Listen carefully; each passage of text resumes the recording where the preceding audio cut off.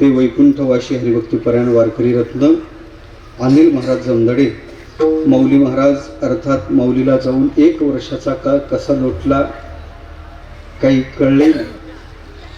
कारण काल फार प्रभावी म्हणे कसा जातो हे कळत नाही. आयुर्नश्यति प्रतिदिनम याती क्षयो यौवनम प्रत्यायन्ति गतः पुनर्दिवसा कालो जगद्भक्षकः लक्ष्मी स्तोय तरंगभंग चपला विद्युच्चलम जीवितम. कसा काळ जातो देवा काही कळत नाही. 1 वर्षाचा काळ मौलीला जाऊन लुटलेला आहे. त्यांच्या प्रथम पुण्यस्मरणानिमित्त मौलीवर प्रेम करणारी सर्वच भगवत भक्त मंडळी परिसरातली मंडळी असं गोड अशा प्रकारचं व्यक्तिमत्व होतं. ज्या व्यक्तिमत्वावर सगळ्यांनी प्रेम करावं असं जीवन होतं. आणि मौलीचा हा 1 वर्षाचा काळ निर्याणाचा आज हे प्रथम वर्ष आपलं प्रथम पुण्यस्मरण मौलीचा आज इथं आयोजित आहे. हरिभक्तीपरायण आमच्या माई महाराज अर्थात स्वर्णाताई जमदडे आणि भाऊसाहेब महाराज जाधव या दोन्ही महाराजांनी हे आयोजन केलेलं. उपस्थित असणारे गोड अशा प्रकारचे गंधर्वासारखे महाराष्ट्रात सुप्रसिद्ध अभिनव गंधर्व असणारे आमचे खऱ्या अर्थानं बगुरे गुरुजी आज कार्यक्रमाला आवर्जून उपस्थित आहेत. गाथा ज्यांच्या मुखोद्गतच आहे गाथा जगणारे अशा प्रकारचे हरिभक्तीपरायण आदरणीय आबा महाराज आहेत. हरिभक्तीपरायण आदरणीय गोड अशा प्रकारचे आमचे राजेंद्र महाराज बिमनर माझे गुरुबंधू आहेत. गजानन महाराज आहेत. मला नावं सांगा. गोड मृदंगाची साथ करणारे इंद्रासारखे आमचे हरिभक्तीपरायण रमेश महाराज आहेत. गजानन महाराज कापसे महाराज इकडं खऱ्या अर्थानं पाहायचं झालं तर भाऊलाल महाराज आहेत. काकडे महाराज आहेत. परिसरातली सर्व भगवत भक्त मंडळी एक ते काय जणू अपार आहे. पूजनीय स्वामी महाराज आहेत. त्र्यंबकदास महाराज आहेत. आमचे हरिभक्तीपरायण आदरणीय खऱ्या अर्थानं पाहायचं झालं तर गोड उद्या महाराज येणारच आहेत. ज्यांच्यामुळं असे गोड व्यक्तिमत्व आपल्या येवल्यातलं आहे. ही सगळी मंडळी महाराजांवर प्रेम करणारी होती. महाराजांचं जीवन काय विठ्ठल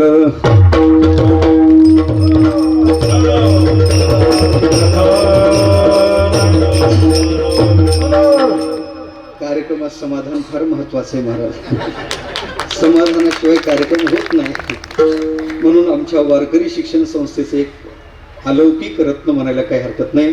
आमचे समाधान महाराज पगार सुद्धा उपस्थित आहेत. विषय चालला होता का 1 वर्षाचा काळ माऊलीला जाऊन कसा लोटला काही कळलं नाही. काल फार क्रूर आहे महाराज. पण किती जरी क्रूर असलेला काळ असला तरी या महापुरुषांना तो ग्रास करण्यास समर्थ नाही. तिथं त्या कालाची हतबलता पाहायला सापडते.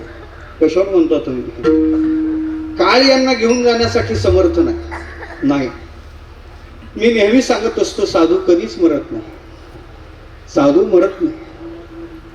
साधूचा आणि मृत्यूचा संबंध नाही. मरत असेल तर तो साधूच नाही. मृत्यू या शब्दाची व्याख्या श्रीमद भागवताच्या 11 स्कंदात आहे. कशाला म्हणतात मृत्यू. त्या मृत्यूचं चिंतन करते भागवताने सांगलं मृत्यूर अत्यंत विस्मृती. मृत्यू त्याला म्हणतात का जे जीवाला विस्मृतीच्या पडद्याआड टाकून देतो. मृत्यू जीवाला विस्मृतीच्या पडद्याआड टाकून देतो. मृत्यू जीवाला स्मरण ठेवत नाही. देवा मरण माझे मरुने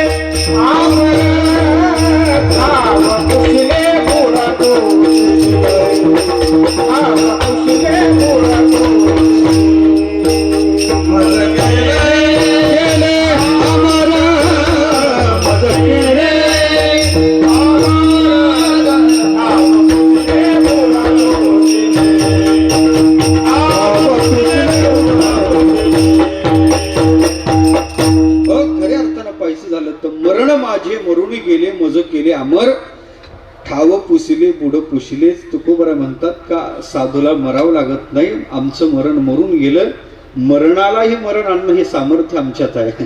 मृत्यूची काय ताकद आहे आमच्यापर्यंत याची. भगवत भक्ताचं चिंतन आहे. मृत्यूचं स्वरूप मी सांगत होतो.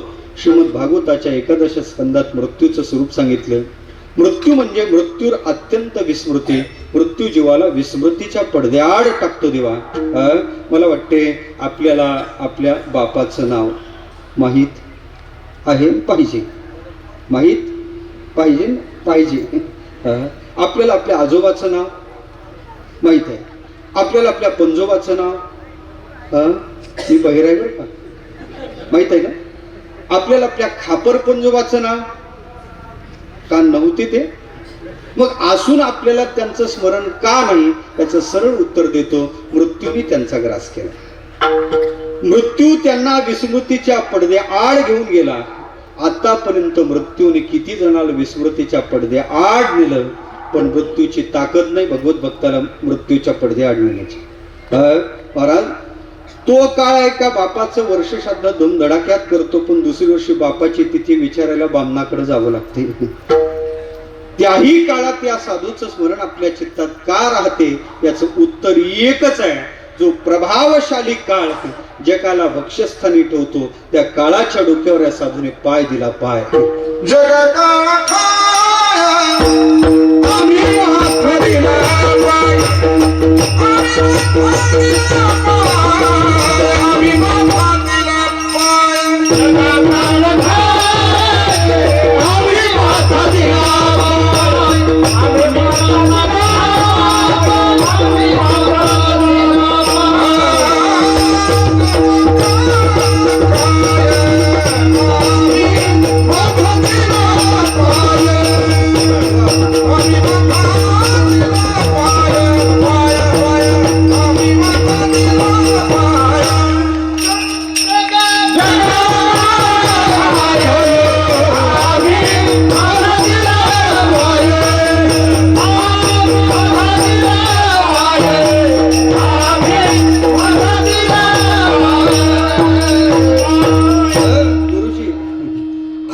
रात्रभर कीर्तन करेल.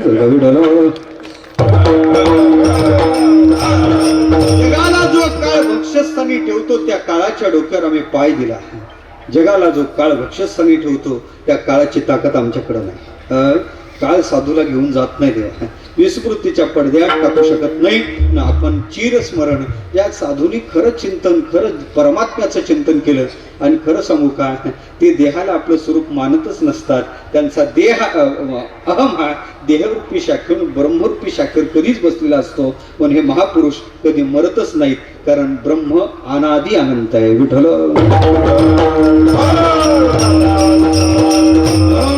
महाराज गेले असं माझं मत नाही. खऱ्या अर्थानं पाहिजे झालं तर आजही इथं अनिल महाराज आहेत. कशावर म्हणतो तुम्ही, त्याच्याशिवाय काही चैतन्य, हे चैतन्य ज्या अर्थी दिसते त्या अर्थी चैतन्य रूपानं ते इथंच राहतात. मी तुम्हाला संगती लावून देतो.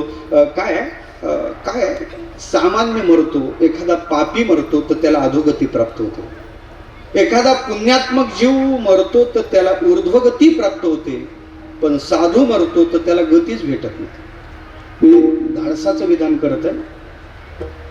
पापी मेला तर अधोगतीला जातो, पुण्यवान मेला तर ऊर्ध्वगतीला जातो. साधूच्या प्राणाला गतीच नाही देवा. त्याला गती नाही, त्याला अगती नाही, त्याला खऱ्या अर्थानं गती नाही. मीच तुम्हाला सांगतो मग त्याच्या प्राणाचं होते काय.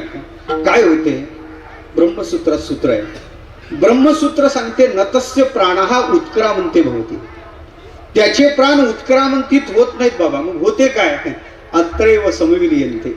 इथं असणाऱ्या चैतन्यात ते प्राण विलीन होऊन चैतन्य रूपाला प्राप्त होतात. पण साधू कुठं जातच नाही. म्हणून तुकोबार म्हणतात नाही जात कोठे येत फिरून. कुठंच आम्हाला जावं लागत नाही आणि कुठूनच आम्हाला यावं लागत नाही. या चैतन्यात ते आजही इथंच आहे. पण आश्रमात तेच चैतन्य आहे. विठ्ठला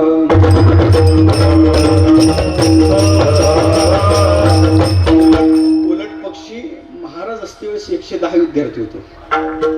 आज माईनं 200 केलेले होते. बळ कोणाचं आहे, हे सामर्थ्य कोणाचं आहे? तर या सामर्थ्याच्या पाठीमागं ती चेतन शक्ती पाठीमाग आहे. आलं का लक्षात? मला सांगायचं काय, साधू कधीच जात नाही, पण आजही महाराज आहे. साधूच्या काही गोष्टी राहतात, त्यांचं खऱ्या अर्थानं पाहायचं झालं तर विमल ज्ञान राहते, अचल समाधी राहते, आणि दुसऱ्या अर्थानं पाहायचं झालं तर साधूची धवल कीर्ती राहते. उत्तमाची उरे कीर्ती मागे,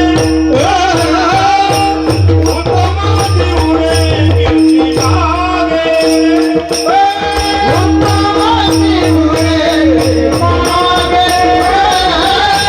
उत्तमाची उरे कीर्ती मागे,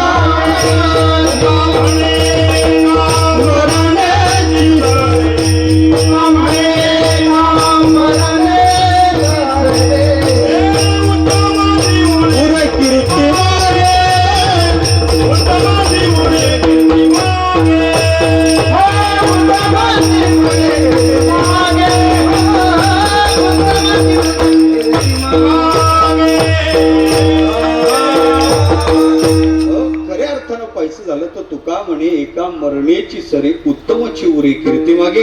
महापुरुषाची धवल कीर्ती सर्वत्र राहते. आजही महाराजांची कीर्ती तशीच आहे. कीर्ती रूपानं त्यांचं अस्तित्व आहेच, समाधी रूपानं त्यांचं अस्तित्व आहे, आणि त्यांच्या विमल ज्ञानाच्या रूपाने त्यांचं अस्तित्व आजही इथं आहे. म्हणून त्या महाराजांचे प्रथम पुण्यस्मरण आपण करत आहात. खऱ्या अर्थानं त्यांचं जीवनच तसं होतं. सगळ्यांना हवंसं अशा प्रकारचं जीवन होतं. विशेषतः जसं देवभक्तावर ते प्रेम करायचे, तसे देशभक्तावर करायचे. ते इथे एक उत्सव करायचे. कशाचा उत्सव करायचे? ते देवभक्ताचे उत्सव सगळेच करतात, पण देशभक्तासाठी करणारे उत्सव तेच होते. विठ्ठल खरं सांगतो देवा, दोघच महत्वाचे. जननी जनेसो भक्त जने या दाता या शूर, नाही तो जननी वांझिल. बस आलं का लक्षात? वीर काय आहे? जसं देवभक्ताचा अधिकार आहे, मला वाटते त्याच्याही पेक्षा कंकणभर अधिक देशभक्ताचा अधिकार आहे. याज्ञिकाला यज्ञ करून स्वर्गाचं द्वार अपावृत्त होते. वीराला वीरगतीला तिथं खऱ्या अर्थानं युद्ध करता करता वीरगती प्राप्त झाल्याबरोबर स्वर्गाचं द्वार अपावृत्त होते. सामान्य नाही. म्हणून वीरासाठी ज्यांचं जीवन, देशासाठी जीवन, धर्मासाठी जीवन त्यांचं होतं, म्हणून महाराजांचं अस्तित्व आजही आहे. पण अशाच महापुरुषाचं चिंतन आपण करत आहोत. साधूचं चिंतन का केलं पाहिजे, त्याचा फललाभ आपल्या जीवनात काय प्राप्त होते, याचं चिंतन मांडणारा चारचरणाचा अभंग आहे.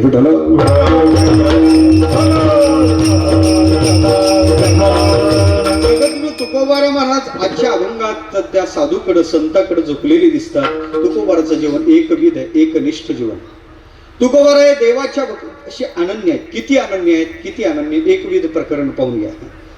तुकोबारा देवाच्या धामाशी अनन्य, तुकोबारा देवाच्या नामाशी अनन्य, तुकोबारा खऱ्या अर्थानं देवाच्या रूपाशी अनन्य, अनन्य जीवन जगतात. देवाला म्हणतात, तुकोबारा तुझं अवघे होऊ येते परी माझं बाटू नाही चित्ते, माझं चित्त बाटू देऊ नको, मला विठ्ठल रूपाने दर्शन अपेक्षित आहे. देवा तुझे असंख्य नाम आहेत, पण विठ्ठल नाम आमचा हार झाला, अनन्यता आहे. देवाची असंख्य धाम आहे, पण तुकोबाराची श्रद्धा पंढरी क्षेत्राशी आहे. तुकोबार म्हणतात, करोत तपादी साधने कोणी साधवतो गोरंजन. आम्ही तिकडे जाणार नाही, पंढरीच्या चोहटा नाचू. अनन्यता जगणारे तुकोबार आहे, अनन्य एकविध जीवन जगणारे तुकोबार आहे. आज मात्र त्या देवाला बाजूला सारतात आणि आजच्या अभंगात संतांच्या साधनेत, साधूच्या साधनेत प्रवृत्त आहे. तुकोबाराला विचारलं, का महाराज तुम्ही देवाला रिटायर केलं का? ज्यांचं नाव ज्यांना लागू पडत नाही असे लागू म्हणतात देवाला रिटायर करा. तुम्ही त्यांचं ऐकून देवाला रिटायर तर नाही केलं. तुकोबार म्हणे, भल्या माणसं खरं सांगू का, तुला देव आणि संत दोन वाटतात का? माझ्या अंतःकरणाची भूमिका ती आहे, देव तेच संत आहे आणि संत तेच देव आहे. देवते संत, देवते संत, निमित्त प्रतिमा, प्रतिमा निमित्त त्या प्रतिमा, निमित्त त्या प्रतिमा. देवते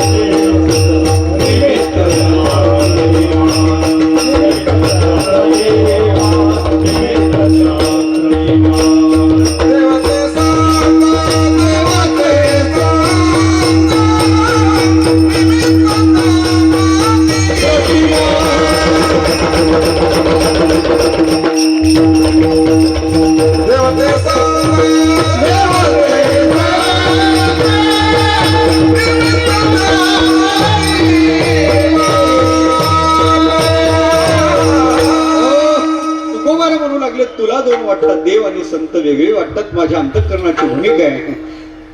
तुला दोन वाटतात पण मला वाटते एकच आहे. निमित्त मात्र म्हणे दोघं एक आहे. म्हणे महाराज कसं काय? म्हणे कसाही विचार कर एक आहे, गुणाचा विचार कर एक आहे, स्वरूपाचा विचार कर एक आहे, सामर्थ्याचा विचार कर एक आहे. आता मी बाकी विचाराकडे जातच नाही, त्यांच्यात अभेद आहे. तस्मिन सज्जनेचे भेदाभावात अविभागेन दृष्टत्वात उलट पक्षी देवा.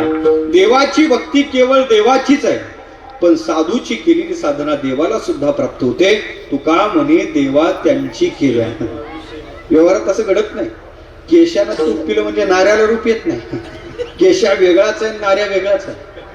मग संतांची सेवा केल्यावर देवाला का प्राप्त होते याचं उत्तर आहे, संतात देव आहे पण देवात संत नाही. ऐकत आहे ना? का तुकोबारा संतांच्या साधनेत प्रवृत्त आहे? तुकोबाराची एकविधता काय आहे याचं कारण आहे, संतांच्या ठिकाणी देव आहेच आहे, पण संतांची साधना तुकोबार करू लागले. तुकोबाराचं जीवन एकविध होतं आणि एकविध जीवन जगणारे तुकोबार आहे. आज संतांच्या साधनेत प्रवृत्त आहेत. तुम्ही कशाहून म्हणाल तर नेघे माझी वाचा तुटी. तुकोबाराही स्वतः साधना करतात, जगाला सुद्धा त्याचा उपदेश करतात. का खऱ्या अर्थानं पाहायचं झालं तर तुम्ही देवाची जशी साधना करता तशी संतांची साधना करा. हा वारकरी संप्रदाय देवापेक्षा सुद्धा संतांची साधना करणारा संप्रदाय आहे. आम्ही देवाकडे जातो देवा, पण देवाचं चिंतन करत जात नाही. पंढरीच्या वाटेनं जातोस आम्ही ज्ञानोबा तुकोबाराचं भजन करत जातो. का याचं कारण आहे, आमचा देवच सांगतो का मला प्रसन्न करायचं झालं तर साधूचं भजन करा. विठ्ठल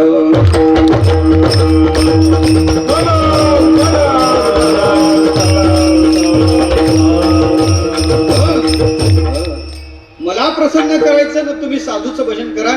पंढरपूरचा घडलेला प्रसंग, प्रल्हाद काका बडवे पांडुरंगाचे पुजारी. काकाने मध्यरात्री देवाची पूजा केलेली आहे. आरती आटोपलेली आहे, कुलप लावलेले आहेत, चाव्यात स्वतःच्या हातात घेतलेले आहेत. लाईटची व्यवस्था नाही, दिवा मिनमिनता दिवा कोणाड्यात ठेवलेला आहे. देवानी शयनगृहात देवाला आणून काका विश्रांतीला देवाला शिदारती करून खऱ्या अर्थानं शयनाला ठेवतात. काका बाहेर येतात, उजव्या हाताला काकाचं घर, काका विश्रांती करतात. मध्यरात्री बरोबर 2 वाजता रावळातून काकाला भजनाचा आवाज येतो. काकाला जाग येते. अरे मी सगळ्यांना बाहेर काढलं होतं, रावळाला कुलूप लावलं होतं, कोण बरं विचारा राहिला. बरं तहान लागली तर पाणी कुठे त्याला? खऱ्या अर्थानं बहिर्दिशेला व्यवस्था काय? दयाग्रंथकरणाचे काका उठले, हातात कंदील घेतला, उजव्या हातात चाव्याचा जुडवा घेतला. काका रावळाच्या दाराजवळ आले. रावळाचं पहिलं दार उघडलं, भजन तीव्र ऐकू येऊ लागलं. काका रावळाच्या दुसऱ्या दाराजवळ आले, भजन अधिक तीव्र ऐकू येऊ लागलं. काका रावळाच्या गाभाऱ्याजवळ आले. काकाने गाभाऱ्याच्या त्या दाराच्या फटीतून गाभाऱ्यात डोकावलं, पाहिल्यावर काकाला दिसलं विटेवरचा परमात्मा विटेच्या खाली उतरलेला आहे. पायात चाळ आहे, हातात चिपळे आहे, गळ्यात सुरेल विना देवाचे आहे आणि जगाचा मालक भगवान परमात्मा भजन करतो. ज्ञानोबा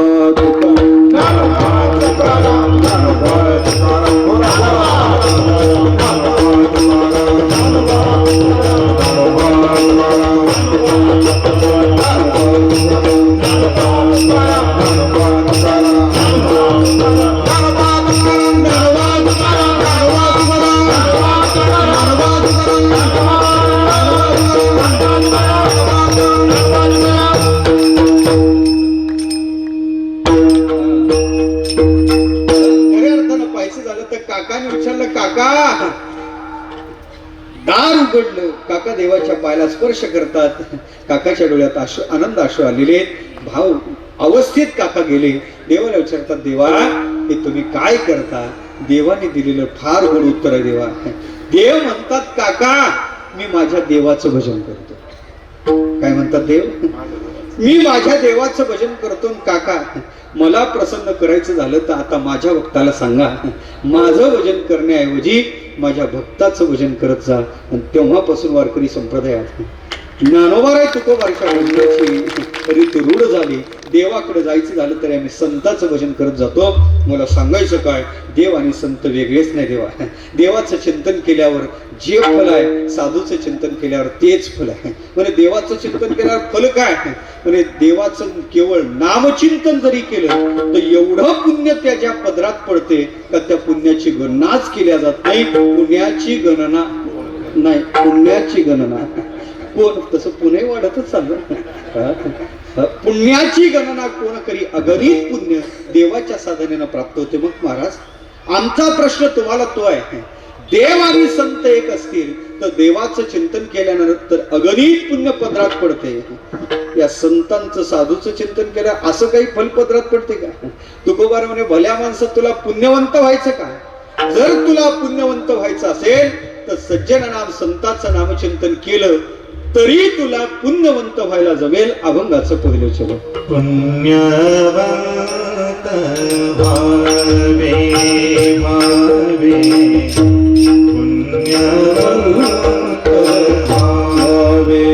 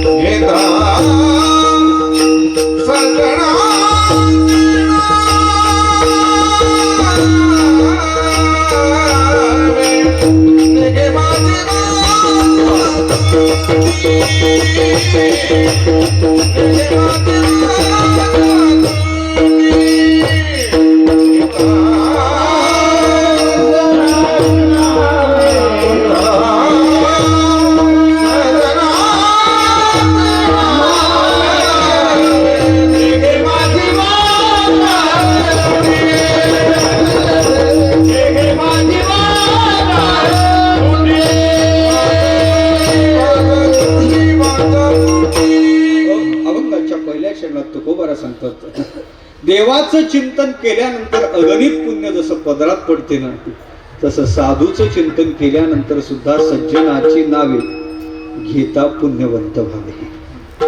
म्हणे महाराज, देवाचं चिंतन केलं मिळते काय? म्हणे पुण्य. साधूचं चिंतन केलं मिळते काय? काय उपयोग आहे पुण्याचा?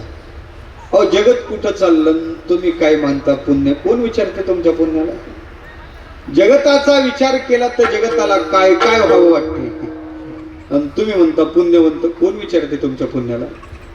काय किंमत आहे तुमच्या पुण्याला?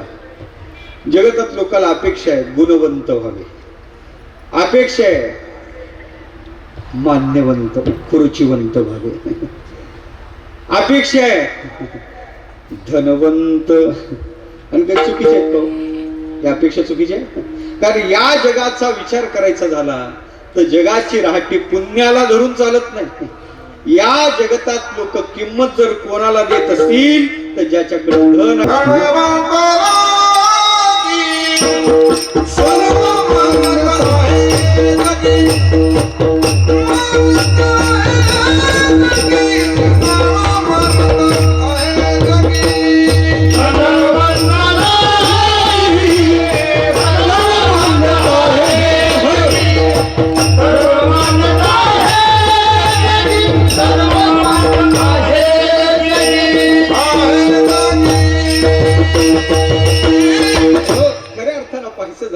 धनवंताला जगत किंमत देते. कोण विचारते महाराज तुमच्या पुण्याला? तुम्ही म्हणता पुण्यवंत. काय किंमत आहे पुण्याला? कल्पना करा. वडगाव ना, वडगावून निघाला कुठं? येवल्याला जायला. बस आलेली, बसमध्ये बसला महाराज. बस येवल्याच्या दिशेने निघली. तिकीट मास्तर जवळ आला. तिकीट जयहरी. काय, आम्ही कीर्तनाला गेलो होतो, तुम्ही जर आम्हाला येवल्यापर्यंत सोडलं तर तुम्हाला काय? मी आधीच सांगितलं मी बहिरा आहे. काय उत्तर दिलं? काय भेटल? पुण्य लागेल तुम्हाला, पुण्य भेटेल म्हणल्याबरोबर तिकीट मास्तरनं उत्तर दिलं. माझ्या भाषेत सांगू का? मुरुरी वैद्य बाबाच्या भाषेत त्यांनी सांगितलं, तुर्त तेवढे भाड्याचे पैसे दे. विठ्ठल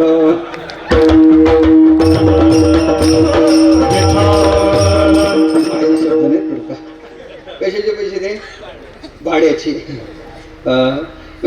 सांगायचंय गाडीत लागते चालते पुण्य? काय उपयोग आहे पुण्याचा? जगताच्या राहटीत पुण्य कुठं चालते? संतांची साधना केल्यानंतर भेटते काय म्हणे? पुण्य भेटते. काय उपयोग आहे पुण्याचा तुमच्या?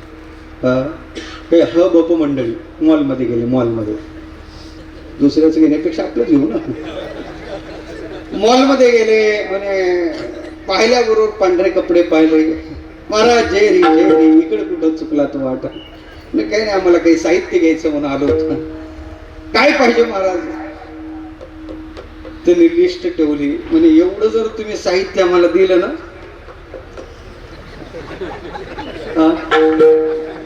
तुम्हाला न सांगता कळू येते. तुम्हाला न सांगता काय गोष्टी करतात. त्यांनी सांगितलं, तुम्ही जर आम्हाला एवढं साहित्य दिलं तर आम्ही हबप आहे, तुम्हाला पुण्य लागेल. तसे बाहेर काढले असेल का धक्के देऊन? मला सांगायचं आहे का कुठं चालते पुण्य? काय उपयोग आहे पुण्याचा? आणि तुकोबरा म्हणतात काय व्हावे? काय उपयोग आहे पुण्याचा?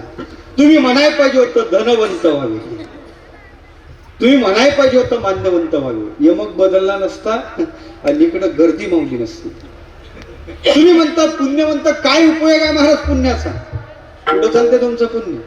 या जगतात धनवंताला किंमत आहे. यस्य अस्ति उत्तम सनरक कुलीना सपंडिता सएव उत्तान. सगळे खऱ्या अर्थानं पाहायचं झालं तर पैशाच्या मागे लागलेले. काय उपयोग आहे तुमच्या पुण्याचा? तुकोबारा म्हणे, भल्या माणसा थोडा ऐक ना म्हणे, काय वेळ कमी आहे तुझ्याकडे म्हणे, तुझं जिथं चालत नाही ना तिथं आमचं चालतं. आमचं कुठं चालत नाही, आमचं कुठं चालत नाही. चाललं तुमचं आनवर. आता जुने 1500च्या चालतात. तुमचं जिथं चालत नाही तिथं आमचं चालतं. म्हणजे आमचं कुठं चालत नाही म्हणजे तुझं या देशातलं त्या देशात चालत नाही, तुझं या काळातलं त्या काळात चालत नाही, तुझं या जन्मातलं त्या जन्मात नाही जमत नाही. पण आमचं पुण्यरूपी चलन प्रत्येक देशात, प्रत्येक काळात आणि प्रत्येक जन्मात चालते. विठ्ठल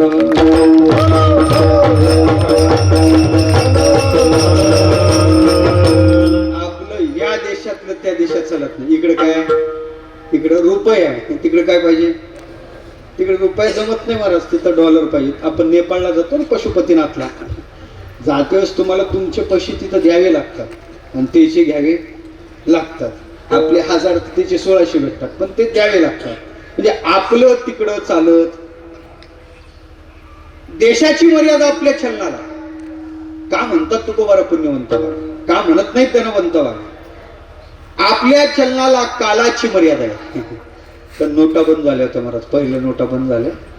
मी सकाळी ज्ञानोबाराच्या दर्शनाला मंदिरात गेलो. एक भिकारीला मारत होता. भिकारीला मारत होता. ए बाबा का मारतो? म्हणे बुवा नवरा बायकोची भांडणे बुवानी याच्यात पडू नये. अरे पण तुझी बायको मारतो का तू? मारण्याचं कारण काय? मी त्याला विचारलं का मारतो? त्याने उत्तर दिलं म्हणे बुवा तिनं मला बुडवलं. बायको कुठं नवऱ्याला बुडवत असते खरे? का मारतो तू तिला? पण तुम्हाला ऐकायचं का? मग मी त्यासाठी तर तुला विचारलं. विठ्ठल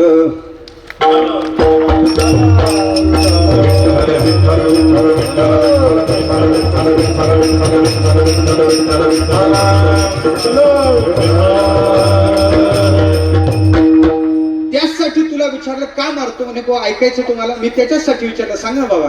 पण त्या पारीवर ती बसते, या पारीवर मी बसतो. दिवसभर आम्ही भीक मागतो. लोक आम्हाला 4 आणि 8 रुपया टाकतात. तिच्याकडे 500-700 गोळा होतात, माझ्याकडे 500-700 गोळा होतात. सुट्टे चिल्लर म्हणतात का सुट्टे म्हणतात तिकडं? दोन्ही माहित आहे ना? मग ते सुट्टे चिल्लर पैसे तिच्याकडे माझ्याकडे गोळा होतात. पण घरी गेल्यानंतर तुझे किती माझे किती मोजण्यात येतात. पण सुट्टे पैसेला घरात जमतच नाही. ते सुट्टे पैसे घेते, दुकानदाराकडे जाते, दुकानदाराला नेऊन देते आणि 1500ची नोट करूनच आणते. महाराज काल रात्री कानावर बातमी होती, उद्यापासून 1500च्या नोटा चलनातून बंद. आज सकाळी पेपर पाहिला, फ्रंट पेजला पहिल्या पानावर वरच बातमी होती, आजपासून 1500च्या नोटा चलनातून. आता तुम्हीच सांगा महाराज मला किती बुडवलं. म्हणजे झालं काय? तो सांगू लागला, तुम्हीच सांगा आमच्या सारख्या गरीबाला 10 लाख कोण बदलून देणार आहे? विठ्ठल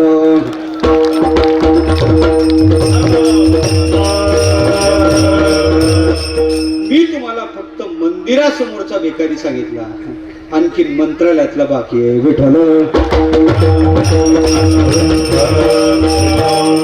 लौकिकातलं चलन कालाच्या मर्यादेत का या कालातलं त्या कालात चालत नाही. का म्हणतात तुकोबारा पुण्यवंत व्हावे, का म्हणत नाही धनवंत व्हावे. लौकिकातल्या धनाला देशाची मर्यादा आहे, लौकिकातल्या धनाला कालाची मर्यादा आहे, आणि शेवटी सांगतो देवा, लौकिकातल्या धनाला जन्माची मर्यादा आहे. या जन्मातलं त्या जन्मात नाही न्यायला जमत, नाही जमत महाराज. इथं इथेही चालेल का नाही प्रश्न आहे हो. मग आम्हाला कोरोना आलता का, इकडे आला होता का कोरोना? चांगला होता का वाईट होता? चांगला होता.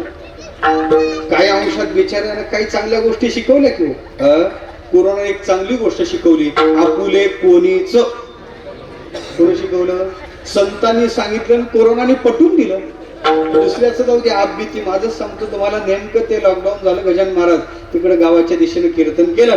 म्हणलं आता आळंदीला जाण्यापेक्षा गावी जावं, गावी जावं असा विचार केला. पण झालं असं, अख्खं गाव भावकीचं, अख्खं गाव. महाराज कधीतरी चहाला या, कधीतरी दूध, कधीतरी प्रसादाला या, असा आग्रह धरणार गाव, भावकीचं गाव ना. आग्रह, आमचे महाराज, आमचे महाराज. मी फोन केला, आहोत ते तिकडे आता लॉकडाऊन झालं, मी कीर्तन करून आता गावाच्या दिशेने येतो. रात्री 12 वाजता गावात मीटिंग बसली, महाराज आळंदी रिटर्न होत आहेत. तितक्या रात्री त्यांनी मला तिकडून फोन केला, महाराज तुम्हाला एकच विनंती आहे, तुम्ही काय गावात येऊ नका, तुमची व्यवस्था आम्ही शेतात आंब्याखाली केली. जिवंतपणे पुढं. पण मग तेव्हापासून एका वाक्याचा अर्थ माझ्या लक्षात आला, आमची माती आमची माणसं. विठ्ठल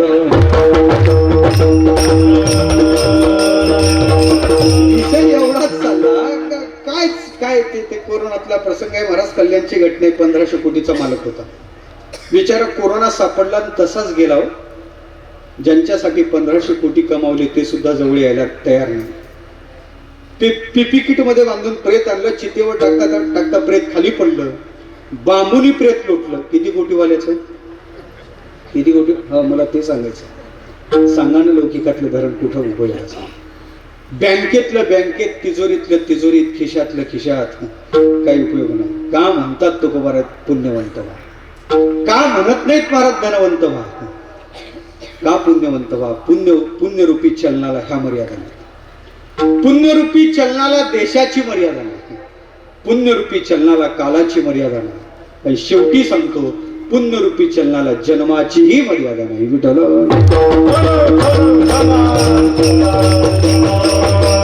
पुण्यरूपी चलन प्रत्येक देशात चालते, प्रत्येक देशात.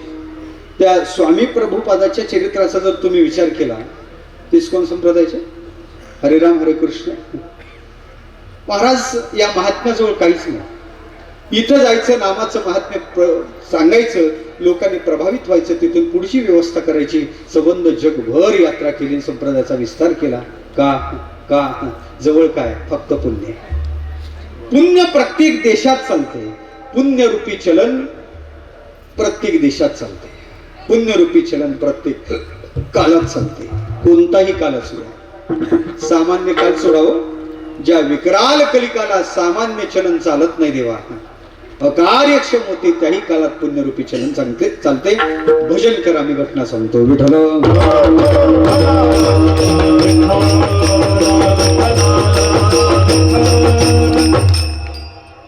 प्रत्येक काळात चालते, विकराल कलिकाला सुद्धा ते चलन चालते. असंच आम्ही या गावचं त्या गावला फिरत असतो, बोंबलत. येईपर्यंत गावकऱ्याचा आम्हाला फोन असतो, बुवा कुठपर्यंत गेल्यावर बुवा आळंदीला पोहोचला का? वर पोहोचला, आणखीन फोन ना. दररोज प्रवास आहे. बिन्नर महाराज असाच प्रवास होता. बस गाडी नाहीच आपल्याकडे, बसचा प्रवास होता. आणि बसचा प्रवास करत करत एका स्टॉपला गेलो. तिथून 20 किलोमीटर कीर्तनाचं गाव होतं. घड्याळ 9:15 वाजले, 9 ते 11 कीर्तन. कार्यकर्त्यांचा फोन चालू होता, बुवा कुठपर्यंत? मला आलो जवळ. म्हणे बुवा कुठपर्यंत खरं सांगता का? मला या स्टेशनला उतरत आहे, आता शेवटची गाडी तुमच्याकडली पकडून येतो. म्हणे बुवा पहा बरं, शेवटची गाडी असेल, आता लवकर उतरा, लवकर उतरा. काही करत होते बिचारे, कसं तरी पहिल्या गाडीतून उतरलो. त्या खेड्यावरच्या शेवटच्या गाडीत बसायचं. गाडी हा ऐकत आहे ना, गेली महाराज, सुटली गाडी. मी खाली उतरलो, चिंतातूर अवस्थेत उभा होतो. आता कसं? तेवढ्या ठिकाणी मला पाहिलं, जवळ आला, सहानुभूतीने माझी चौकशी करू लागला. बुवा दिसता? बुवाच आहे. कीर्तनकार का? कीर्तनकार. म्हणे बुवा कोणत्या गावाला जायचं? अमुक गावाला जायचं. म्हणे बुवा त्या गावच्या सगळ्याच बस गेल्या, तुम्हाला जर यायचं झालं तर आपली टमटम, रिक्षा, वडा, ॲटो, काय म्हणतात तुमच्याकडं? ॲटो ना. शेवटची आपली ट्रिप आहे, गाडी भरलेली आहे, तुम्हाला यायचं झालं तर बसायला जागा नाही, कीर्तनापर्यंत पोहोचायचं झालं तर सोडतो पण लटका. असं म्हणतात, गरजवंताला अक्कल नसते. माझी अवस्था तीच होती. मी त्या गाडीच्या जवळ गेलो. देवा, रिक्षा पूर्ण बस भरलेली, खोराड्यात जसे कोंबडे कोंबावे तसे कोंबलेले होते. कसा तरी एक पाय आत टाकला, एक पाय बाहेर होता, एक हातात फेट्याची पिशवी होती. त्या खेड्याच्या दिशेनं ती गाडी निघाली. कोणते? रिक्षा गाडी, टमटम का काय म्हणतात तुमच्याकडे? मला म्हणून म्हणलं, मी सगळे नाव सांगले, वडा, ॲटो, टमटम, रिक्षा. आणखीन काही नाव असेल तर सांगा तुमच्याकडे. ऐका चोपदार तुमच्याकडे काही? चोपदार चांगले ठेवले तुम्ही.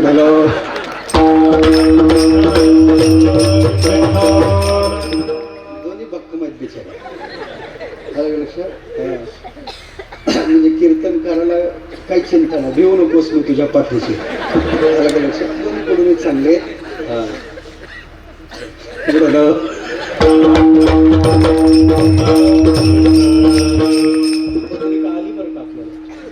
मला सांगायचं काय, माझा विषय चालला होता. ते वडाप ते रिक्षा निघाला खेड्याच्या दिशेने. मी लटकलेले, एका हातात पिशवी, एका हातात ते रिक्षा पकडलेला. खेड्याच्या दिशेने रिक्षा चालत होता. खड्डे पास करत करत पुढे जात होता. जाता जाता पाठीमागून एक सफारी गाडी आली, हॉर्न देत होती, हॉर्न. मला वाटलं गावकऱ्याला माझी दया आली, बुवाची गाडी सुटली असेल म्हणून त्यांनी मला गाडी पाठवली. मी अतिशय आशाळभूत नजरेनं त्या गाडीकडे पाहिलं. झालं असं, मी मागं पाहिलं, मला आश्चर्य असं दिसलं, 2 पायाचा ड्रायव्हर ड्रायव्हिंग करत होता आणि शेजारी 4 पायाचा निवांत एसीत बसलेला होता. कोण? मी आज तुम्हाला सांगून आलो मी कोण आहे. कोण? अहो त्याला कुत्रा कसं म्हणता? एसीत आहे, त्याला टॉमी तरी म्हणा कमीत कमी. इतकं फालतू त्याला नाव कसं देता? तो टॉमी होता. तो टॉमी त्याच्यात बसलेला. कशा? त्या गाडीत बसलेला. मी मागं पाहिलं, ते 2 पायचं मला नाही बोललं देवा, पण ते 4 पायचं मला म्हणे, वा काय पाहतो माझ्याकडे? कोण? कोण? हा तेच मला विचारायचंय. ते टॉमी मला म्हणे काय पाहतो माझ्याकडे? खरं सांगू का, तो एवढं बोलला, मला काहीच वाईट वाटलं नाही. तुम्ही म्हणाल महाराज कुत्रा कुठं बोलत असतो का? तो महाराष्ट्र आहे, ज्या महाराष्ट्रात संतांनी रेडा बोलवला. आणि अलीकडे एक घटना तुम्ही जर 2-3 वर्षाखालची पाहिली असेल तर त्या कोल्हापूर भागात, सातारा कोल्हापूर भागात एक कोंबडा बोलला म्हणून. कोंबडा ते अण्णा अण्णा म्हणून ओरडला. ते टीव्हीला बातमी होती, तुम्ही पाहिली असेल तर लक्षात येईल तुम्हाला. हा मग आता ते कोंबडा बोलते तर मला कुत्राही बोलवायचं जमायचं नाही का? तो कुत्रा मला म्हणे, बुवा काय पाहतो माझ्याकडे? कोण म्हणे? हा तेच ते. तो टॉमी मला म्हणे, बुवा काय पाहतो माझ्याकडे? खरं सांगू का, एवढं तो बोलला, मला काहीच वाईट वाटलं नाही, काहीच वाटलं नाही. त्या ड्रायव्हरला सांगितलं गाडी बुवाच्या जवळ घे. कोण सांगितलं ते? हा ते टॉमी. त्या टॉमीनं सांगितलं गाडी बुवाच्या जवळ घे. गाडी माझ्या जवळ आली आणि तो टॉमी माझ्या कानात येऊन त्यानं काच खाली केला आणि माझ्या कानाजवळ येऊन म्हणतो, बुवा असाच बोंबलत किरपा माझी काय आयुष्य. कोण म्हणतो?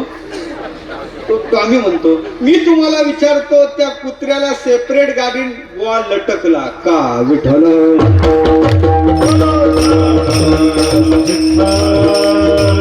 मी हसण्यासाठी नाही सांगितलं, मला माझा मुद्दा सांगायचा. ऐका ऐका ऐका. विशेषता अशी आहे देवा, पुण्यरूपी चलन प्रत्येक जन्मात चालते. कोणत्याही जन्मात जा, कोणत्याही जन्मात, कोणत्याही जन्मात.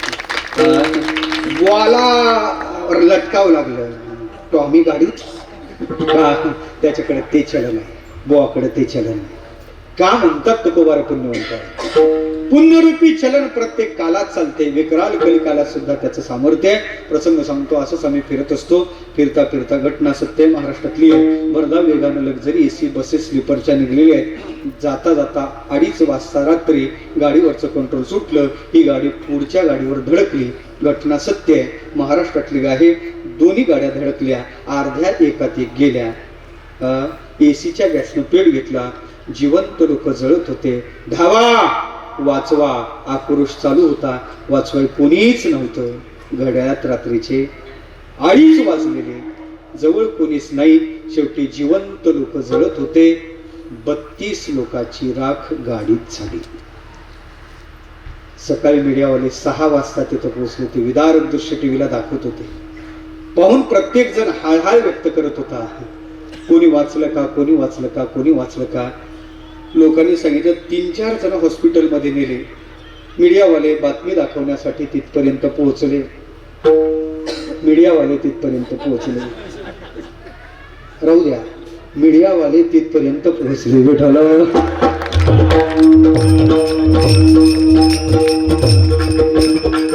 आणि खऱ्या अर्थानं पाहायचं झालं तर मीडियाने शोध घेतला. कोण आहे त्याच्यात एक जण सावध होता. त्याला विचारा, का रे बाबा, घटना कशी घडली, कुठून निघले होते, कुठं जात होते, किती जण गेले, किती जण वाचले. त्याने सांगितलं, पुण्याहून निघलो होतो, नागपूरला जात होतो. किती जण होते? एवढे होते. कस काय? ड्रायव्हर नशापाणी करून होता का? ब्रेक फेल झाले होते का? असंख्य प्रश्न विचारले मीडियाने. त्यांनी सगळे उत्तर दिले. किती गेले म्हणे? 32 जण गेले. वाचले किती? आम्ही 3-4 वाचलो. त्याला विचारलं, का रे तुम्ही त्याच गाडीत 32 गेले? हो हो, त्याच गाडीत होतो. मग 32 जण गेले आणि तुम्ही 3-4 वाचले, कारण काय? तुमचा काय वशिला होता का? नाही म्हणे बाबा, वशिला चालत नाही. मग तुम्ही वाचले कसे? उत्तर एकच होतं, आमच्याकडं थोडंफार शिल्लक होतं. येत आहे का मला काय बोलायचं लक्षात आलं तुमचं? काय? त्याला म्हणतात पुण्य. ज्या विकराल कलिकाला सामान्य चलन अकार्यक्षम होते, त्याही काळात जे चलन चालते ते पुण्य. प्रत्येक देशात चालणार चलन पुण्य आहे आणि प्रत्येक जन्मात चालणार चलन पुण्य आहे. विठ्ठल,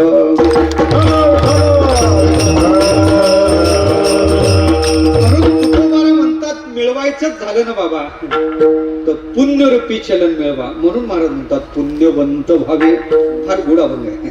महाराज तर पुण्यवान व्हा म्हणून काय म्हणतात? पुण्यवंत व्हावे.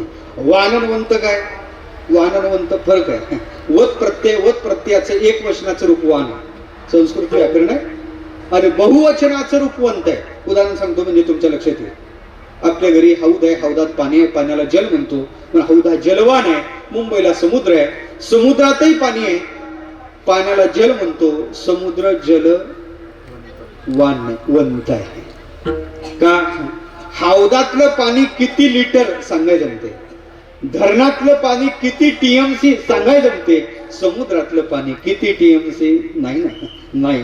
जिथं अमर्यादता असते तिथं वंत प्रत्यय लागतो. तुकोबार आहे पुण्यवान व्हा म्हणत नाही. काय म्हणतात? पुण्यवंत व्हा. तुम्ही अगणित पुण्याचे धनी व्हा.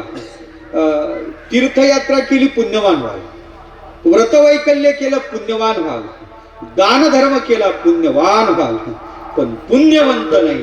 महाराज पुण्यवंत होण्याचा उपाय सांगतात. पुण्यवंत व्हावे. महाराज पुण्यवंत होण्यासाठी करावं काय लागेल? महाराज सांगतात सज्जनाचं नामचिंतन करावं लागेल. घेता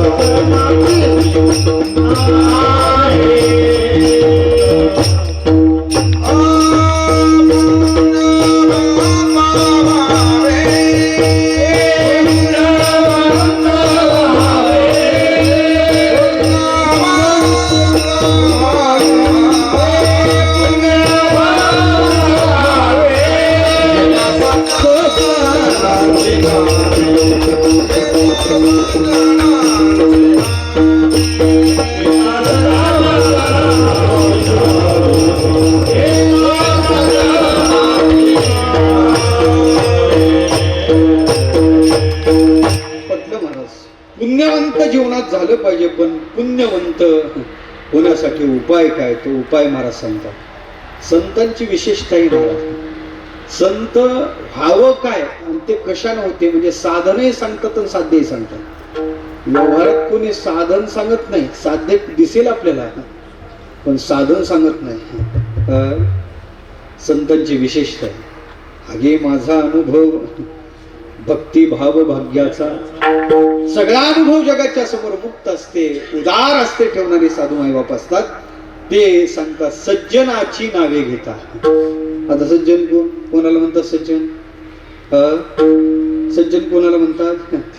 सज्जन व्यवहारात कोणाला त्रास नाही त्याला लोक सज्जन म्हणतात. निरुपद्रवी व्यक्ती असेल तर म्हणतात आमच्या गावातला काय, त्याचं नाव घेतल्यावर पुण्यवंत होते का? काही शब्दाचा रूढ अर्थ वेगळा असतो, व्युत्पत्तीनं त्याचा अर्थ काही वेगळा निर्माण होतो. उदाहरण सांगतो तुम्हाला. तुमच्याकडे शब्द आहे का नालायक? आहे ना? प्रेमात आल्यावर म्हणतात का जरा चिडल्यावर म्हणतात? शिवी म्हणून आहे का स्तुती म्हणून वापरता? नालायक शब्द, नालायक शिवी आहे ना, म्हणजे आमच्याकडे तसंच आहे. नालायक म्हणजे नालायक. हा बरं, खरं सांगू का तुम्हाला, तो नालायक शब्द म्हणाव तेवढा नालायक नाही.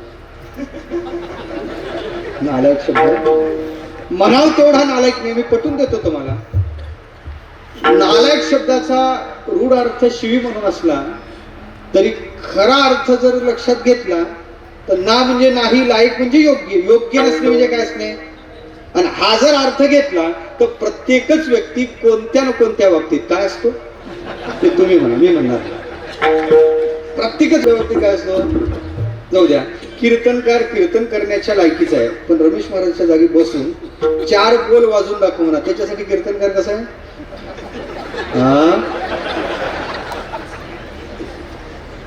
पहा बरं काय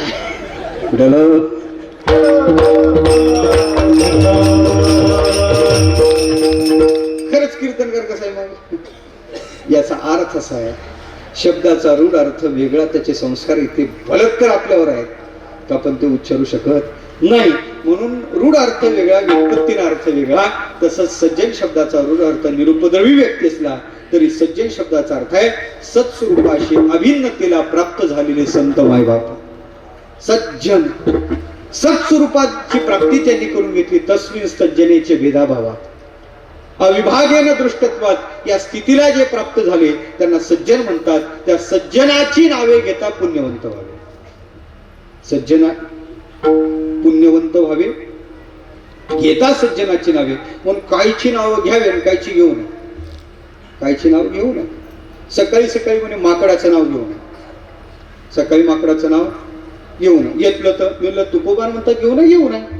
घेतलं तर म्हणलं घेऊ नये, तुकोबार म्हणतात घेऊ नये, घेऊ नये. म्हणजे घेतलं तर म्हणलं विष खाऊ नये, खाल्लं तर का खाऊन. त्याला उत्तर काय? त्याला उत्तर काय? प्रभाते नाव न घ्यावे माकडाचे तैसे अभक्ताचे सर्व काळ. सकाळी माकडाचं नाव घेऊ नये आणि अभक्ताचं नाव कधीच घेऊ नये. आणखी सांगू का? ज्याला कल्याण करून घ्यायचं त्याने 5 नाव घेऊ नये. ज्याला भिवंडी होऊ वाटत नाही त्याने 5 नाव घेऊ नये. त्याला कल्याण करून घ्यायचं त्याने 5 नाव सांगू. तुम्ही म्हणत असाल तर, नाही तर पुढे चालतो. सांगू ना, तुम्ही म्हणता म्हणून बरं का, नाही तर मी सांगणार होतो, पुढे जातो तो. ऐका, पहिलं नाव घेऊ नये, स्वतःचं नाव घेऊ नये. दुसरं गुरुचं नाव घेऊ नये. तिसरं कृपण व्यक्तीचं नाव घेऊ नये. चौथं ज्येष्ठ अपत्याचं नाव घेऊ नये. आणि 5वं कलत्र म्हणजे बायकोचं नाव घेऊ नये.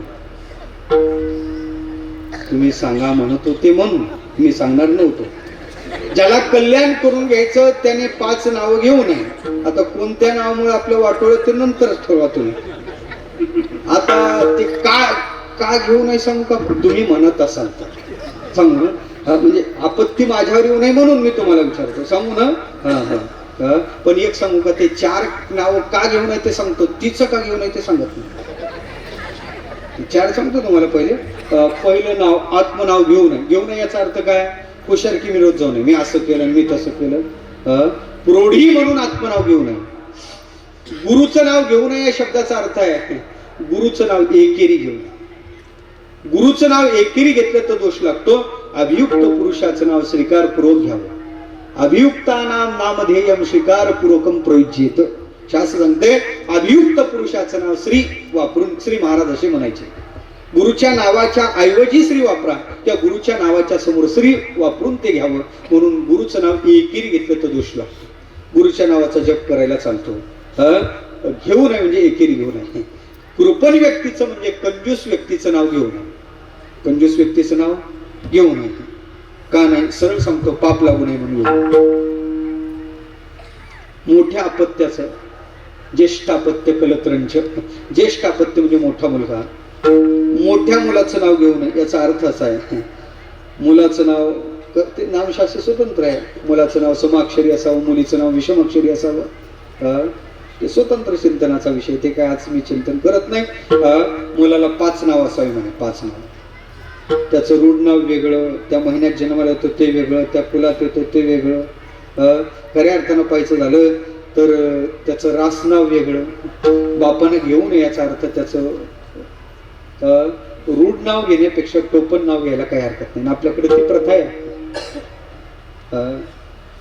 हे घेऊ नये. का? त्याच्या स्वतंत्र कथा आहेत.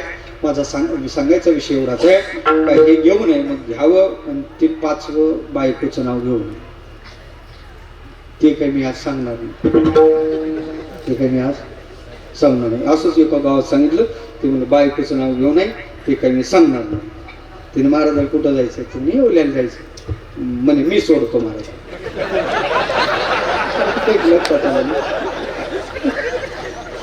सोडतो.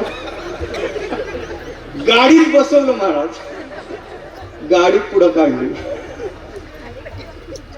बराबर आपलं ते काय पटरीत गेली, पुढं तर गाडी घेतली, गाडी साईडला लावली. म्हणे महाराज खाली उतरा. का रे बाबा, डिझेल संपलं? तसं काही नाही. काही बिघाड झाली गाडीत? म्हणे तसं काही नाही, खाली तो उतरा. मी त्याला विचारलं काय? खाली उतरलो. म्हणे महाराज तिचं नाव का घेऊन ते तुम्ही सांगितलं नाही. ती म्हणे मी तुला इथं सांगणार नाही, तुला ऐकायचं झालं तर ये आळंदीला. ते म्हणे महाराज तुम्हालाही पुढं सोडणार नाही, आणि आज ती मला अडचण नाही, दत्ता महाराज माझ्या सोबत आहे. आलं का लक्षात? म्हणून आज मी ते आता तुम्हाला किती जणाला इच्छा आहे बरं? हात वर करा बरं, सांगा बरं किती जणाला इच्छा आहे. तुम्ही हातच वर केला नाही, तुम्ही म्हणजे इच्छावाले नाहीच. मग इच्छाच नसेल तर सांगण्यात काय अर्थ आहे का? म्हणून या आळंदीला मग सांगतो विठाला.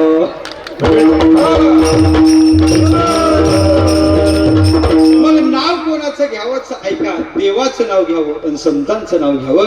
तुकोबा म्हणतात पुण्यवंत व्हावे घेता सज्जनाची नावे. तुकोबाराला विचारलं महाराज तुम्ही आम्हाला सांगता का आपल्या जीवनात त्या साधूचं काही चिंतन करता? तुकोबारा म्हणे भल्या माणसा, फुकट महालाभ जर पदरात पडत असेल तर माझी वाचा त्या संतांच्या नावाला तुटी कस काय पडू देणार आहे? नेघे माझी वाचा तुटी, नेघे माझी वाचा तुटी.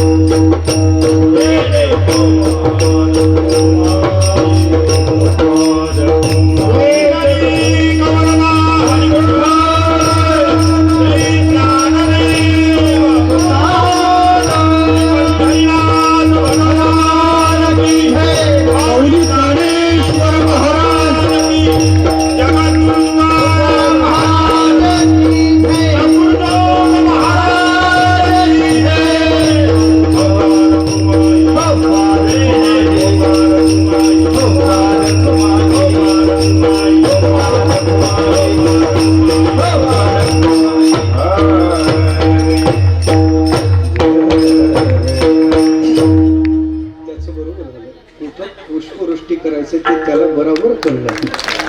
ज्ञानेश्वरीचं तेच खऱ्या अर्थानं ऐका, जिथं वृष्टी करावी ते बरोबर तिथपर्यंत पोहोचलेलं आहे.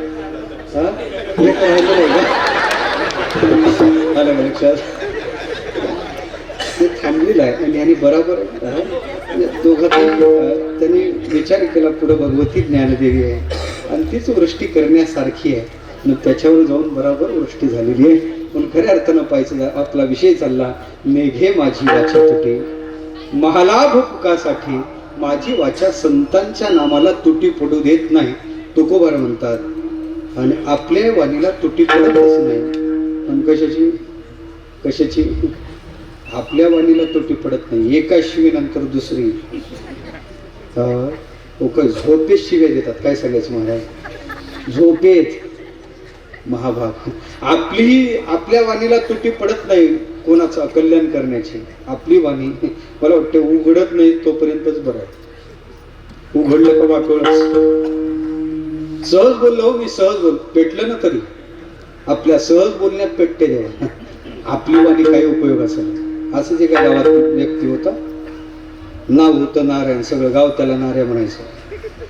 कर्तृत्वच तसं, सगळं गाव त्याला काय म्हणायचं? नार्या. तो म्हणायचं तसं घडायचं, पण कधीच चांगलं कोणाचं चिंतन करायचं. म्हणायचं तसं घडायचं, कधीच कोणाचं चांगलं चिंतन. कल्पना करा, कोणी चोरी केला निघाला, नेमकी या नाऱ्याची भेट झाली. रामराम पाटील म्हणे, कुठं चाललो? चोरी केला. अहो चोरी केला चालले, पण त्याने पण टाकला करी वसच गेला. पुढचा गेळ टाकायचाच नाही. घटना तशीच घडायची. मग लोक चांगल्या कामाला निघले का या महाभागाला चुकून चालायचे. दिवसामागून दिवस निघून गेले, गुलाबी थंडी चालू झाली, मशागत शेतीची चांगली झाली, पाणी भरपूर, आणि पेरायला जायचं. काय पेरतात? तुमच्याकडे 12 महिने कांदाच आहे, गहू आणि चना पेरायला जायचं. पण नेमकी शेताकडे जाणारी वाटी याच्या दारातून. कोणाच्या? नाऱ्याच्या. हरी कामाच, याचा तंबाखू त्याचा चुना, आणि पारावर बसलेला असतो. लोक चांगल्या कामाला निघले का नेमकं याला चुकून चालायचे, कारण तो म्हणायचं तसंच घडायचं, आणि चांगलं कोणाचं चिंतन, अभद्रच बोलायचं काही. दिवसामागून दिवस निघून गेले महाराज.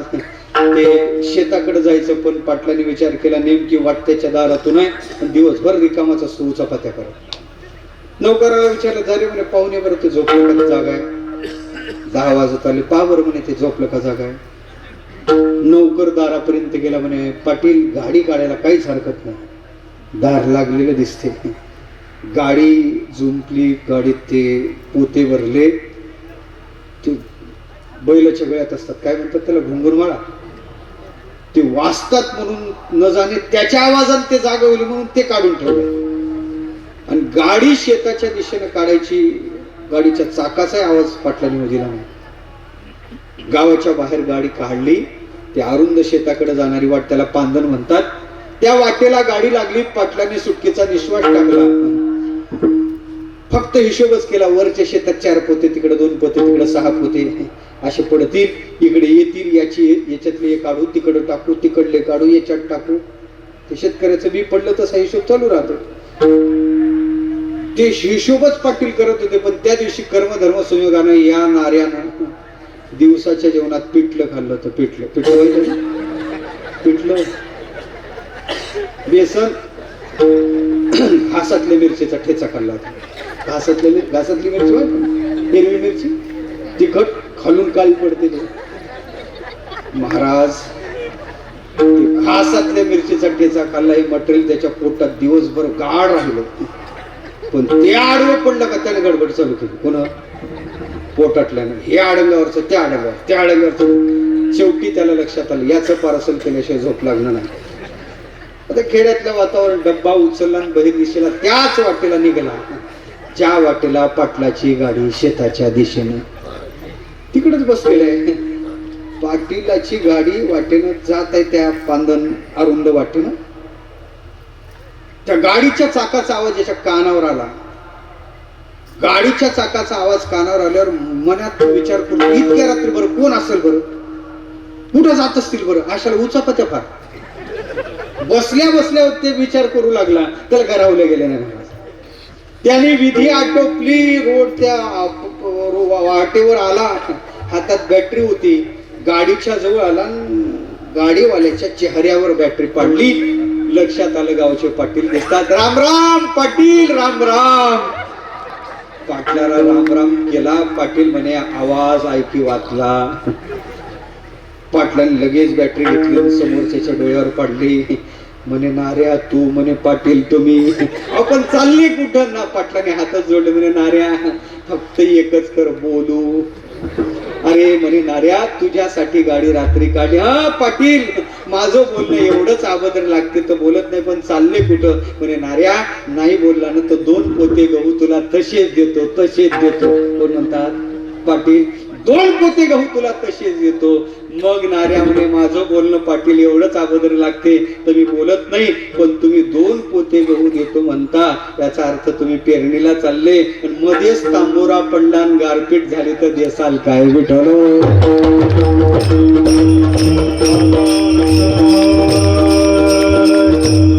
गाडी शेताकडे गेली असेल का वापस घेतली असेल काय गरज होती लेकाला बोलायची नाही बोलला तर फुकट किती होते पण आपली वाणी ना ते आपली वाणी आपलंही वाटोळ करते जगाचंही वाटोळ करते संतांची वाणी बाहेर चाली तर अमृतासारखी बाहेर पडते आली मुखा वाटे अमृत वचने अमृताची वाणी वर्षला शुद्ध करी त्या अशुद्ध ऐसा कोण खऱ्या अर्थानं पाहायचं झालं तर त्यांची वाणी बाहेर पडली तर जगाच्या हितासाठी ती वाणी देवाची वाणी आज देवाची वाणी प्रगट होण्याचा दिवस आहे आजचा दिवस देवाची वाणी कशी आहे देवाच्या वाणीला विशेषण आहेत 3 विशेषण आहेत मधुरया गिरा वल्गु वाक्य आणि बुध मनोज्ञ देवाची वाणी म्हणजे गीता आहे देवाच्या वाणीला 3 विशेषण आहेत मधुरया गिरा देव बोलतात कसे मधुर बोलतात वल्गु वाक्य आहेत आणि बुद्धिवान पुरुषांनी सुद्धा त्याचा विचार करावा म्हणजे ज्ञानेश्वर महाराजासारख्याने त्याचा विचार करावा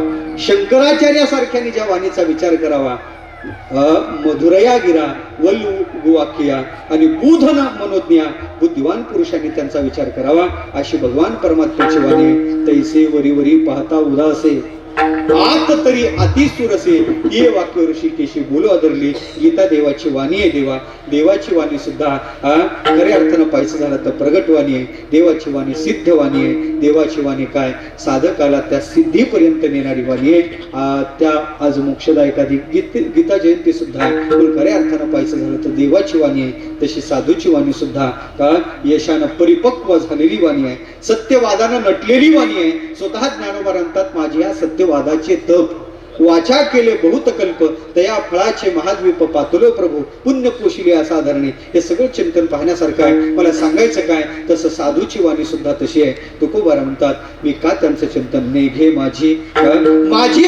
वाचा त्या संतांच्या नामात पासून बाजूला जात नाही नेघे माझी वाचा तुटी किंवा संतांचं चिंतन न केल्या कारणानं होणारी तुटीनाम हानी घ्यायला म्हणजे स्वीकारायला माझी वाचा तयार नाही नेघे माझी वाचा तुटी कोणताही अर्थ घ्या तुम्हाला जे भावला तो अर्थ घ्या नेघे माझी वाचा तुटी अरे महाराज फळ काय तुकोबारस त्याचं फळ सांगतात महालाभ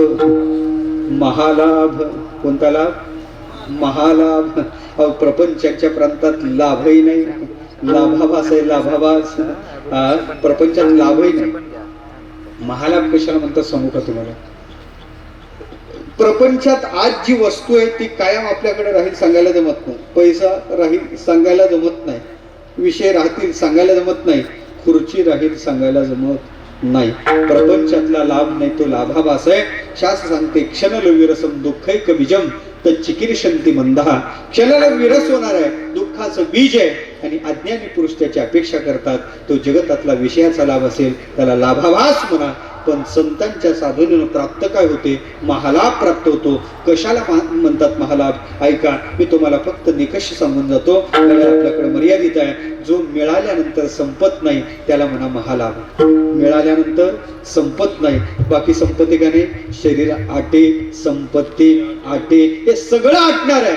पण महालाभ त्याला म्हणतात जो कधीच संपत नाही, त्याला महालाभ म्हणतात. ऐका, मिळवल्यानंतर त्याच्या पलीकडे दुसरं मिळवण्यासारखं काही राहत नाही.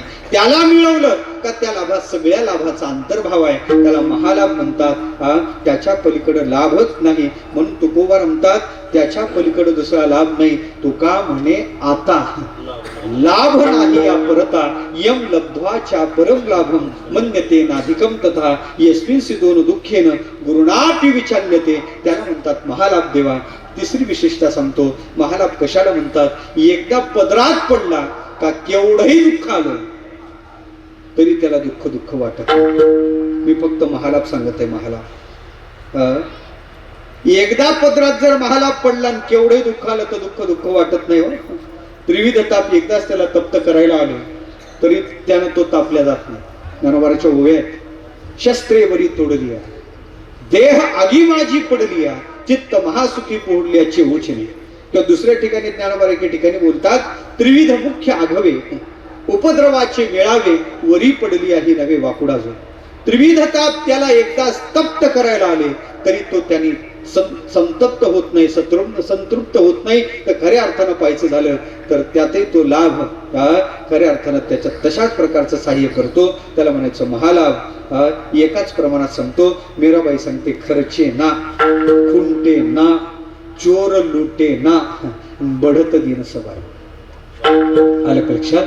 खरचल्या जात नाही, खुंटल्या जात नाही. आणि प्रतिक्षणाला प्रतिक्षणम वर्धमानम अविच्छिन्नम सूक्ष्मतरम अनुभव रूपम म्हणून भक्तिशास्त्रात ज्याचं चिंतन आलं त्याला म्हणतात महालाभ. आणि हा महालाभ संतांच्या साधनेनं प्राप्त होतो. का संतांची साधना आम्ही करतो? का तुम्हालाही सांगतो संतांची साधना करा? का साधूचं चिंतन करायचं? त्याचे लाभ सांगितले, जीव पुण्यवंत होतो. का साधूची साधना करायची? दुसरं सांगितलं महालाभ पदरात पडते. महाराज पटला मला. संतांच्या साधनेनं महालाभ पदरात पडतो. संतांच्या साधना खऱ्या अर्थानं पाहिजे जर असे लाभ जरी होत असेल तर आम्ही सामान्य संसारी जीव आहे. श्रमलो, भागलो, कष्टलो, आम्हाला ते सांगा का पहिले आम्हाला यानं विसावा कशानं होईल असं काही साधन तुमच्याकडे आहे का? महाराज म्हणजे दुसरं तिसरं काहीच करू नको. या संतांच्या नामाचं चिंतन कर, त्यांनी संतांवर श्रद्धा समर्पण कर, त्यांनीच तुला विसावा प्राप्त होईल. अभंगाचं तिसरं चरण. विश्रांतीचा ठाव, विश्रांतीचा ठाव, विश्रांतीचा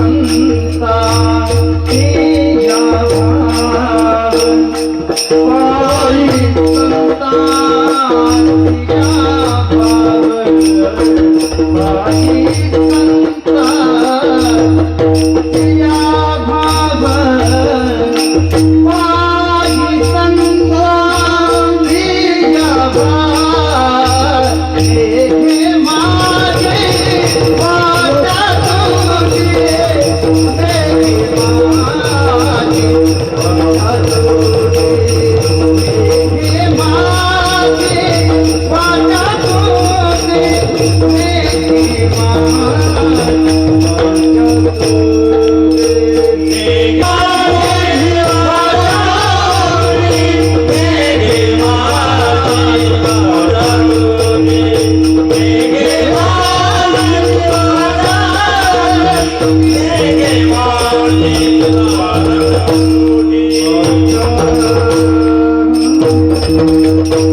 अभंगाच्या तिसऱ्या चरणात तुकोबारा सांगतात, बाबा विश्रांती पाहिजे तरी त्या साधूच्या चरणावर भाव समर्पण कर. संतांच्या चरणावर समर्पण केलेला भाव श्रद्धा तेच तुझ्या विश्रांतीचं स्थान आहे. नाहीतर एरवी जीवाला विसाव्यासाठी किती धावावं लागतं. जीव विसावियाच्या चाडा सैन्य धावाधावी करीत असे बापुडा. किती धावतो लक्ष 84 घेतल्या धावा. अनुभव काय, विश्रांती नाही कुठंच विसावा नाही. शेवटीच लोक त्याला विसावा देतात. काय म्हणतात तुमच्याकडे त्याला, कधी ते नेता ठेवतात, ते काय म्हणतात त्याला, विसावाच ना. ते महाराज सगळ्या ठिकाणी शब्द सारखाच आहे बरं का. त्याला शेवटी काय म्हणतात, अहो विसावाला ठेवा विसावा. पण खरं सांगू का, तो त्याचा विसावा नसतो, खांदेकऱ्याला मड जड झालेला असते तो त्याचा विसावा.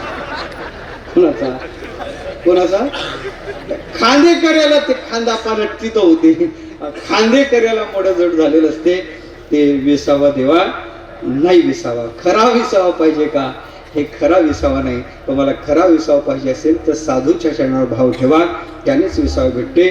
पण तुकोबा म्हणतात, विश्रांतीचा ठाव पायी संताची अभाव. आता साधू कोणाला विसावा देतात. घड्याळ आपलं मर्यादित, मला पुढे बहुत जाणे याचं भान ठेवतो, काही विस्तार करत नाही. अलग लक्षात. आता थोडक्यात सांगतो, साधू देवालाही विसावा देतात. नामा म्हणे देवा चला तया ठरा.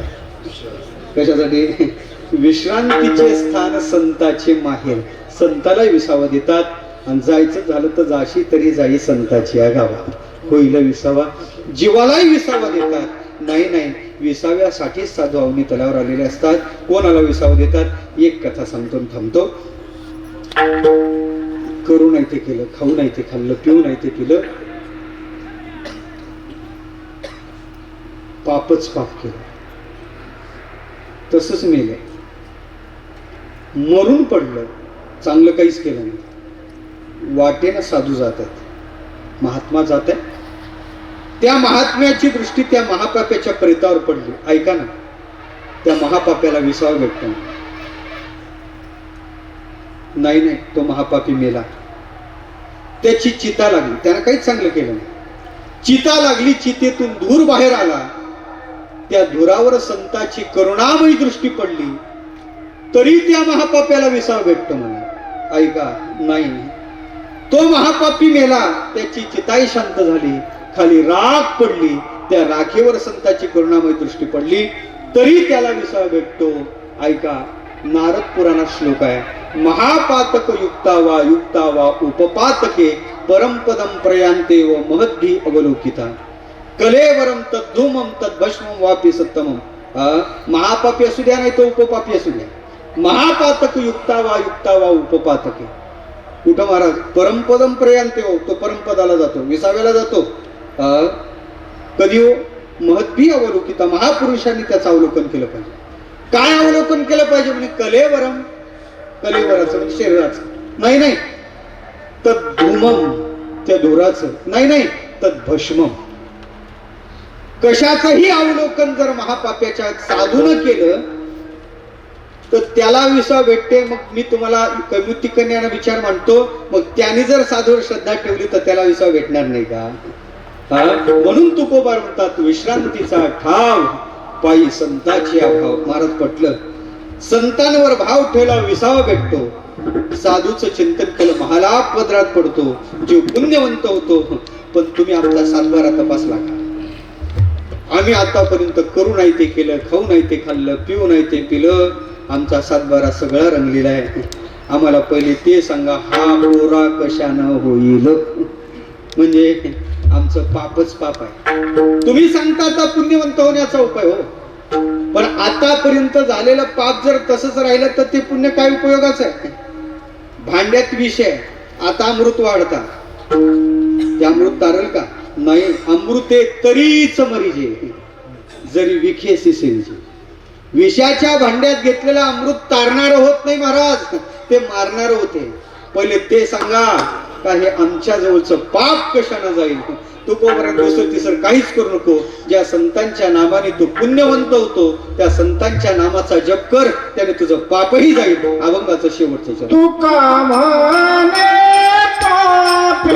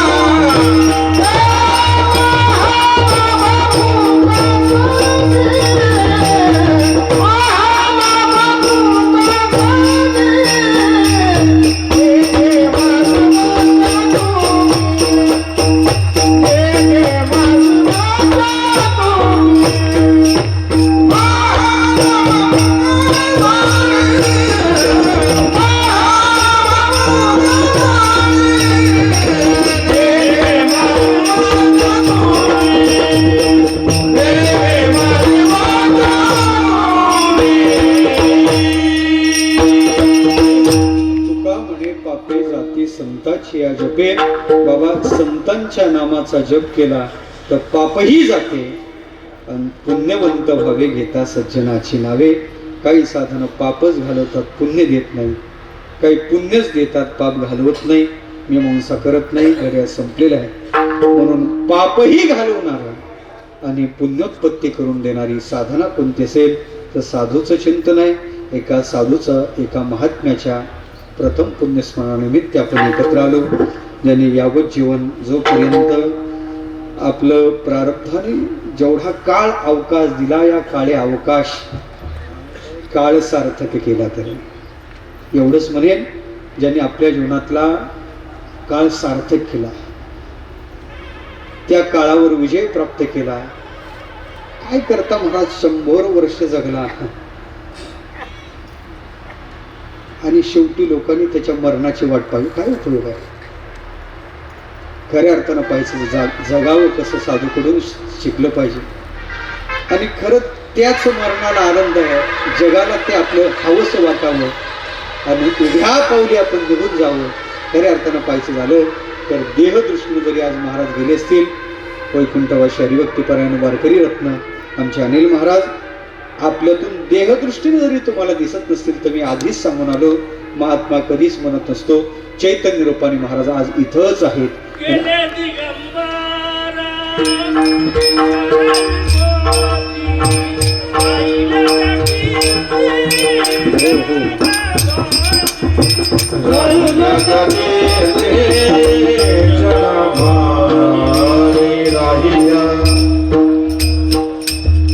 खऱ्या अर्थानं पैसे झालं तर साधू जात नाही.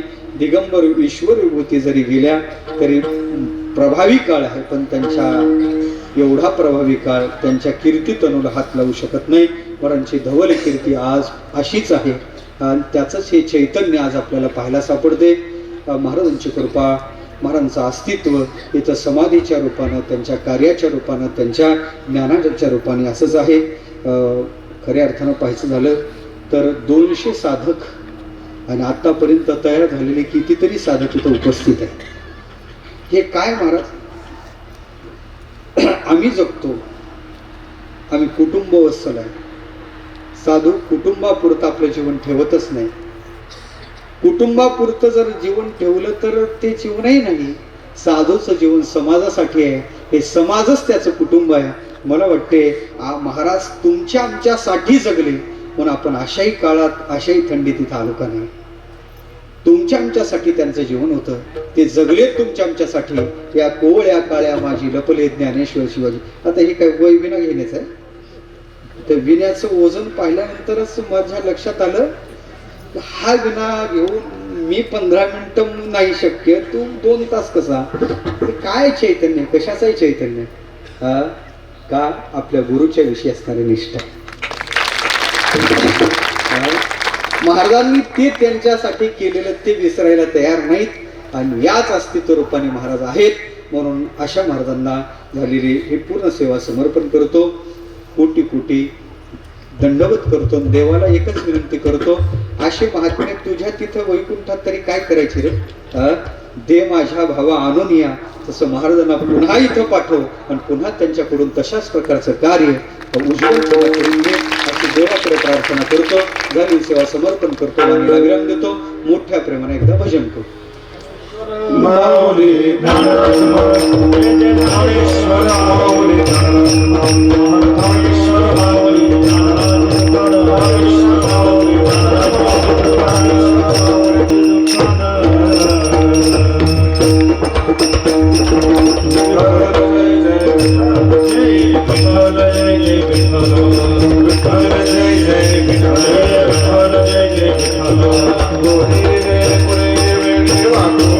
Hare